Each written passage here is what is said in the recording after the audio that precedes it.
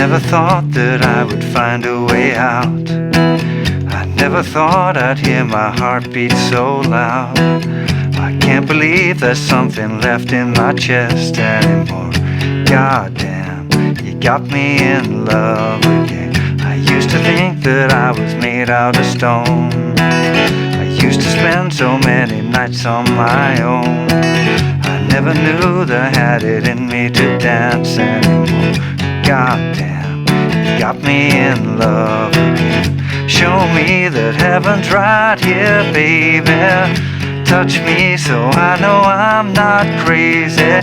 Never have I ever met somebody like you. Used to be afraid of love and what it might do, but goddamn, you got me in love again. You got me in love again.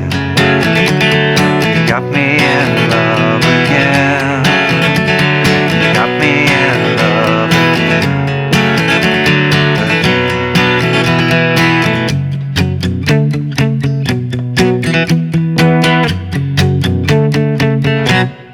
Hey, how you doing? Justin here. Today we are checking out Dua Lipa's massive pop hit, You Got Me In Love Again. A fantastic song for any of you beginners that have just encountered C chord for the first time on my beginner's course. It is the same 4 chords throughout the whole song. It's E minor, C, A minor and D.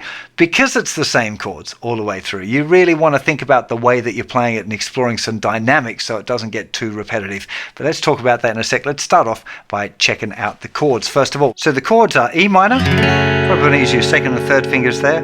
C chord, remembering to mute the thicker string with the tip of your third finger there. Just move third finger down now to form the A minor, and then the D chord, aiming for just the thinnest 4 strings. If you accidentally hit the A, it doesn't matter too much, but definitely avoid the thickest string there for the D. So it's actually 2 beats on E minor, 2 beats on C, 2 beats on the A minor, and 2 beats on the D. You could start with just 1 strum on each chord though. Probably be a nicer way to start. You can move your hand still. 1, 2, 3, 4. 1, 2, 3, 4. I never see that I would A minor the D, E minor the C, and then to A minor to D. E minor can't perceive there's something A minor the D anymore. E minor to C, you A minor to D.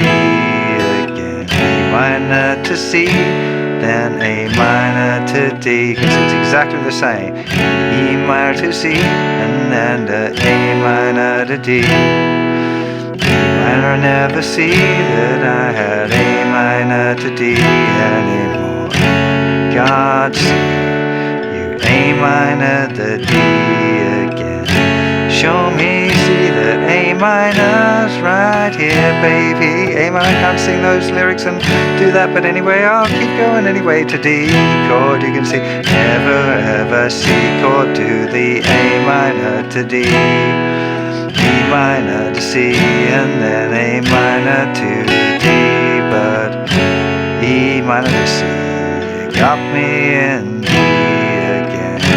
Now, you're probably getting the idea. If I'm just playing the chords like that with no dynamics, no groove, no rhythms or anything going on, it just gets a little bit tiresome. Probably an amazing singer like Dua Lipa can make it work. If I just played those chords, her voice would be strong enough to carry that tune. But for nearly all people, and the production on the actual recording, there's differences between the sections, and I think that's really important. That the first verse is probably the quietest bit after the little intro thing.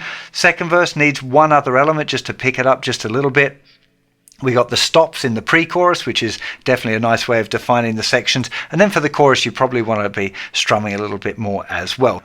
So let's explore the rhythm now. I already mentioned that you can strum just on beats 1 and 3, which is where the chords change. So 1, 2, 3, 4, 1, 2, 3, 4, which would definitely work, say, for the third verse. You could use that as a strumming pattern. If you strum on the beat,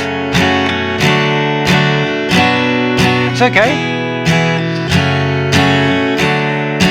Could make it work, I guess. It's a lift up from the first one. It's got a little bit more going on.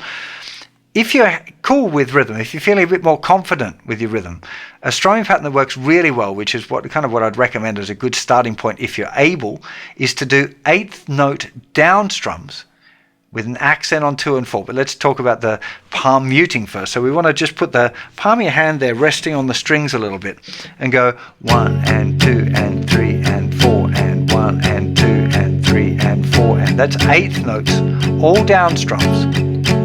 Get used to the feeling of that first, then try changing chords.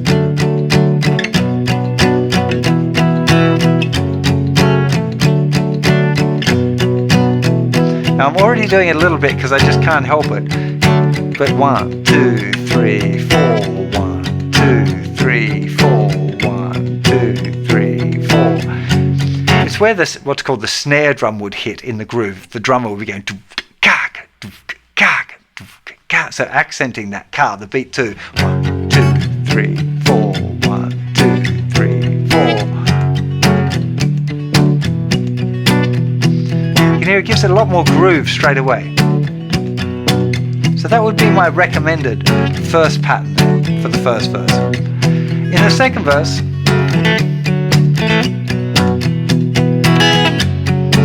I'd just try and think about adding in a couple of upstrokes. So I'm still doing the same pattern, but I'm just allowing myself to sometimes kind of flick. It's just a little bit of interest, just something to make it a little bit different from the first verse. Doesn't want to be too drastic. You might want to start with just, you could start with that as first verse and then second verse, then go into it. That would be a nice sectional difference again. So it's just something between the first verse and second verse to make it a little different. In the third verse, we've got a difference in the melody to start off with. So the melody goes in there, show me that heaven's right there, baby. The fact that it's got a difference in the vocal phrasing will already make it sound different. So I wouldn't change for that first little bit. But then we've got the, never have I ever met somebody like you. Now that's a really nice difference, a real change in the pre-chorus. It's a good idea to have these little stops before a chorus. Now what's going on is it's going 1 and 2, 3 and 4. So you're doing 2 downstrokes on 1 and then on beat 2, you want to use that outside part of your palm, the one that you were doing for the palm muting, just to touch on all of the strings. For palm muting, you were kind of over here near the bridge. For this kind of thing, you want to be a bit closer to the sound hole there to get all of the strings muted. So down, down, mute, down, down, mute, down, down, mute, down, down, mute, down, down, mute, down, down, mute, down, down. Now, that works really well for that little section. Something that you want to practice if you're not used to using the little mute there, especially if you're fairly new to strumming and still struggling with it anyway. Just take it easy. Don't be hard on yourself. If you can't do those stops yet, just, never, ever, ever met somebody like you would be fine. Just do a single strum and let the chord ring out there.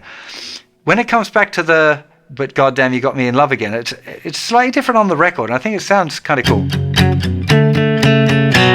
There's this little bit where it's using palm muted, very small chords. So instead of playing a big E minor, just using my first finger on the 2nd fret of the 5th string, 2nd fret being 2 frets higher than the capo, with the open thicker string, muted again, 1 and 2, and now for the C chord, instead of going like this, I'm going to put my first finger where my 3rd finger would usually be for the C, and my little finger 2 frets higher on the 5th fret, or 5 frets above the capo, actually the 7th fret.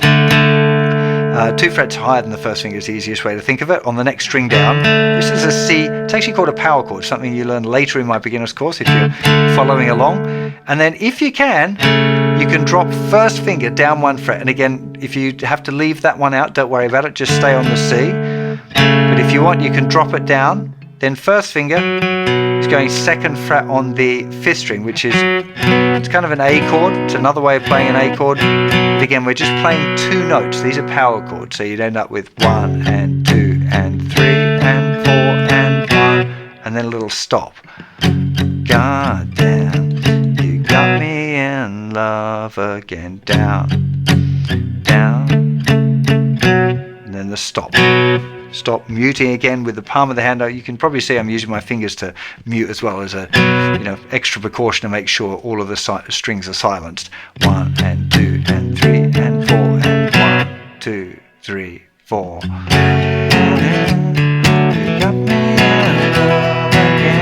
Now I'd be going for the even eighth notes again,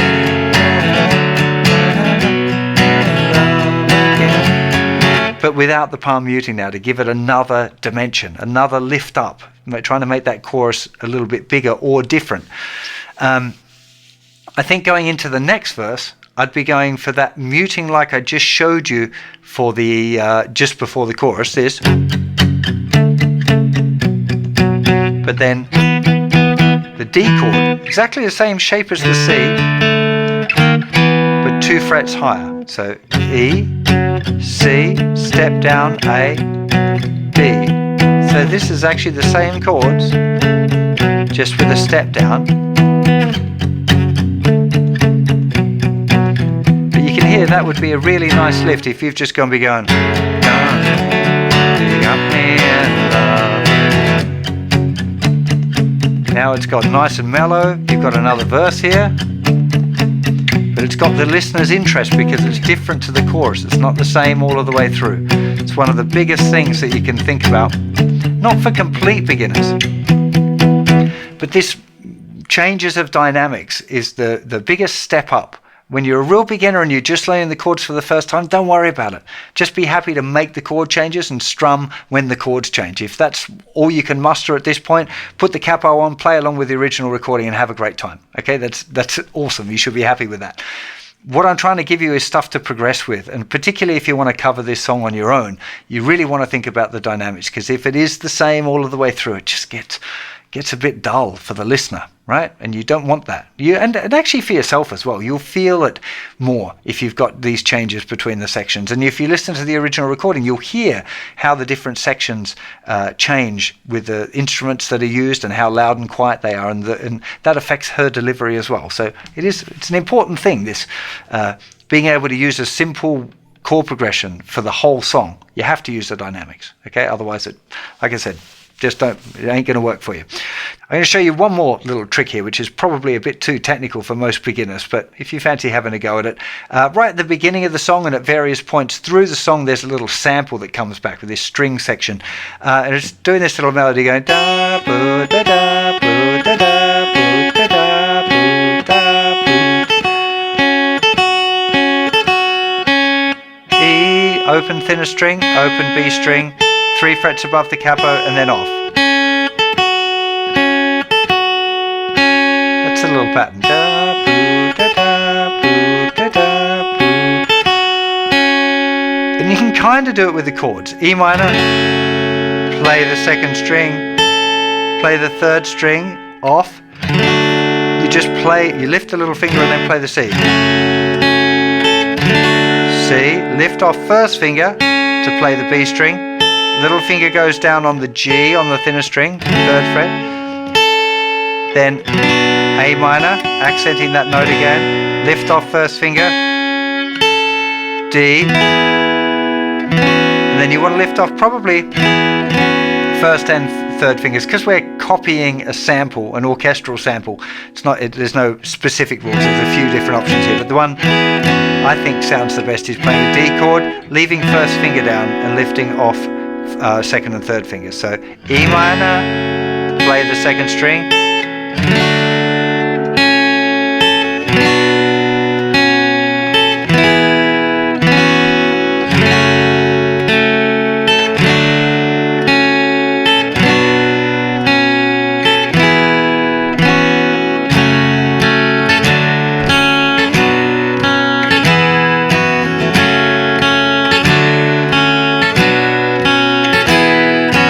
Now, it is quite skippy and quite fast to get the proper...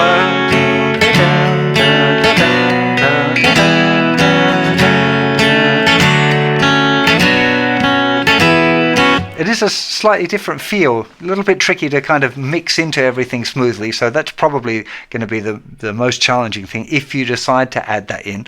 I don't think you have to, but it's just one of those.